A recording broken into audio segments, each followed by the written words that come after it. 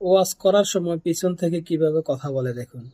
বলতেছে সত্য কথা সব জায়গায় বলা যায় না, ওয়াজে নাকি সত্য কথা বলতে পারবে না।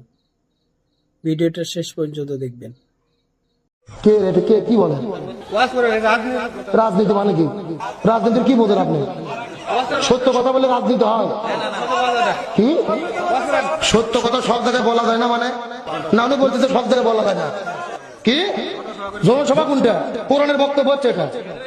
আপনি সূরা ফাতিহা পড়তে পারেন? কেমন মানুষ তাহলে এই বক্তব্য দিচ্ছেন কেন আপনি? আপনি এই কথা কেন বলতেছেন? আপনি কোরআনের কথা জনসম্মুখে বলা লাগবে মানে? আমি তো কোরআনের আয়াত দিয়ে বলতেছি। আপনার নেত্রীর চরিত্র যদি কোরআনের সাথে মিলে যায় বাদ দেবো। কথা কি কোরআন ছাড়া হচ্ছে? আবু জেল রসুল 3 বছর বন্দী করে থিয়েছে, হাসিনা আলেমদের বন্দী করছে।